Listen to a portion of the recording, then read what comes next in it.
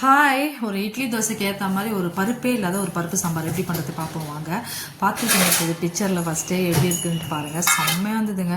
நானே எதிர்பார்க்கல இது இப்படி நல்லா இருக்கும்னு சொல்லிட்டு. நான் இதான் ஃபஸ்ட் டைம் நானே பண்ணுறேன். எப்படி பண்ணுறது, எப்படி பண்ணால் எப்படி இருக்கும்னு தெரியல. இதெல்லாம் இல்லை, சும்மா ஏதோ நினச்சிட்டு இருந்தேன். பட் உண்மையிலேயே ரொம்ப நல்லா இருந்ததுங்க. நான் எப்படி பண்ணேன்னு பாருங்கள். அதே மாதிரி நீங்களும் ட்ரை பண்ணி நான் என்ஜாய் பண்ணதை நீங்களும் என்ஜாய் பண்ணுங்கள். தக்காளி நல்லா பெரிய தக்காளியாக 2 தக்காளி எடுத்துக்கோங்க. ஒரு பெரிய வெங்காயமாக நான் ஒன்று எடுத்துக்கிட்டேன். சின்னதாக இருந்தால் 2 எடுத்துக்கோங்க. நெக்ஸ்ட் வந்து பச்சை மிளகா வந்து ஒரு 2 பச்சை மிளகா வந்து பொடியாக நறுக்கிக்கிறேன். கொஞ்சம் காரம் அதிகம், அதனால் அந்த பச்சை மிளகா 2 போட்டுட்ட போதும்னு சொல்லிட்டு. அந்த காரமே அதுதான். கொஞ்சம் மிளகா பொடியும் போடுவோம், பட் இருந்தாலும் பச்சை மிளகா ஃப்ளேவருக்காக. ரொம்ப காரமாக இருந்ததுன்னா 1 கூட போட்டுக்கலாங்க. ஏன்னா உங்களுக்கு எப்படி காரம் சாப்பிடுவீங்கன்றதை பொறுத்து தான் வச்சுக்கோங்களேன். நான் 2 பச்சை மிளகா நறுக்கி வச்சுருக்கேன் பாருங்கள். வெங்காயம் நறுக்கி வச்சாச்சு, தக்காளி நறுக்கி வச்சாச்சு. இப்போ வந்து குக்கர் எடுத்துக்கோங்க. குக்கரில் வந்து நல்ல ஒரு பழமாட்ட பெரிய தக்காளி 2 தக்காளி போட்டுக்கோங்க. நெக்ஸ்ட்டு வெங்காயம் போட்டுக்கோங்க, பச்சை மிளகாவையும் போட்டுக்கோங்க. போட்டுட்டு நம்ம வந்து மஞ்சப்பொடி போடலாம். கொஞ்சம் மஞ்சப்பொடி, கொஞ்சம் தண்ணி ஊற்றிடுங்க. ஒரு அரை சொம்பு தண்ணி ஊற்றினேன், அவ்வளோதான். 1.5 டம்ளர் இருக்கும்னு வச்சுக்கோங்களேன்.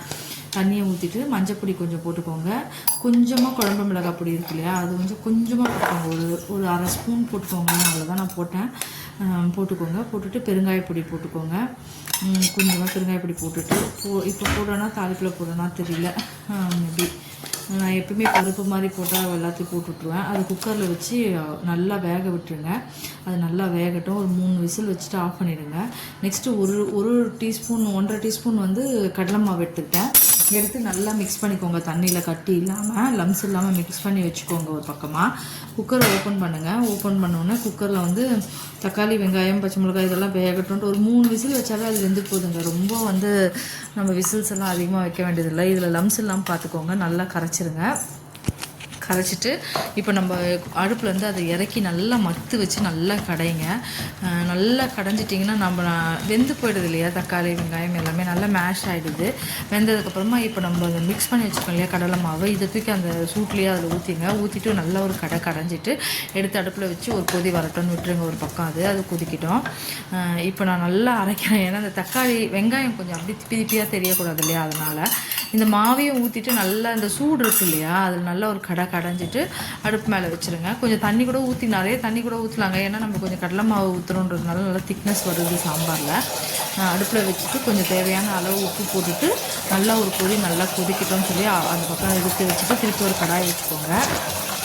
நான் நல்லா கொஞ்சம் தண்ணி பார்த்து தான் ஊற்றினேன். நல்லாவே ஊற்றினேன் தண்ணின்னு வச்சுக்கோங்களேன். ஏன்னா தேவைப்படுது தண்ணி, அவ்வளோ திக்னஸ் வந்துடுது. ஏன்னா நம்ம வந்து கடலை மாவுன்றதுனால கொஞ்சம் திக்னஸ் சீக்கிரமாகவே வந்துடுது. நெக்ஸ்ட்டு ஒரு கடாய் வச்சுக்கோங்க. கடாயில் ஆயில் போட்டுக்கோங்க, கடுகு போட்டுக்கோங்க, உளுத்தம்பருப்பு, சீரகம், காஞ்ச மிளகாய் 2 கிள்ளி போட்டுக்கோங்க, கருவேப்பிலை போட்டுக்கோங்க. இப்போ வந்து பெருங்காயம் போட்டுக்கோங்க. பெருங்காயம் இப்போ தான் போடணும்னு நினைக்கிறேன். சரி, பெருங்காயம் போட்டுக்கோங்க. போட்டுட்டு இப்போ நம்ம மிக்ஸ் பண்ணி வச்சுருக்கோம் இல்லையா, அந்த பக்கம் குக்கரில் கொதிச்சிருக்கோம் இல்லையா, அதை எடுத்து இதில் ஊற்றிடுங்க. ஊற்றிட்டு நல்லா ஒரு தரத்துலன்னு ஒரு கொதி வரட்டும். தண்ணி கொஞ்சம் ஆட் பண்ணிக்கோங்க, கழுவி ஊற்றிக்கோங்க. நான் அதை கழுவி ஊற்றிப்பேன் குக்கரில். ஓகே, இது நல்லா எப்படி திக்னஸ் வந்துச்சு பாருங்கள். இதை தூக்கி இதில் ஊற்றிட்டு குக்கரை நல்லா வாஷ் பண்ணி தண்ணி ஊற்றிட்டு நல்லா ஒரு கொதி வரட்டும்னு சொல்லிட்டு கொத்தமல்லி போட்டு இறக்குனிங்கன்னா சூப்பரான ஒரு சாம்பார். உண்மையிலேயே நான் எதிர்பார்க்கலைங்க இது இப்படிலாம் சாம்பார் வைக்க முடியுன்றது. எனக்கு இப்போ தான் ஃபஸ்ட் டைம் தெரியும். நான் சரி இதெல்லாம் சும்மா ஏதோ சொல்லிட்டு கிடக்குறாங்கன்னு நினச்சிட்டா இருப்பேன். நான் ட்ரை தான் பண்ணுவோமேன்னு பண்ணேன். உண்மையிலே இட்லிக்கு அவ்வளோ நல்லா இருந்தது. காரசாரமாக, தோசைக்கும் செம்மையாக இருக்கும். ட்ரை பண்ணி பாருங்கள். இதெல்லாம் வந்து நம்மளால நினச்சி கூட பார்க்க முடியாது. பருப்பு இல்லாமல் எப்படி சாம்பார் வரும் அப்படி தான் நம்ம யோசிப்போம். ஒரு 2 ஸ்பூன் கடலை மாவுலேயே வந்து இவ்வளோ நல்லா திக்காக பார்த்திங்கன்னா இது பருப்பு இல்லைன்னு யாருமே சொல்ல மாட்டாங்க. இப்படி பருப்பு போட்டு வச்ச சாம்பார் மாதிரி தான் இருக்குது பாருங்கள். நீங்களும் ட்ரை பண்ணுங்கள். என்னோடய சமையல்லாம் பிடிச்சிருந்தால் லைக் பண்ணுங்கள், ஷேர் பண்ணுங்கள், சப்ஸ்கிரைப் பண்ணுங்கள். மெயினாக கமெண்ட் பண்ணுங்கள், சப்ஸ்கிரைப் பண்ணுங்கள், லைக் பண்ணுங்கள்.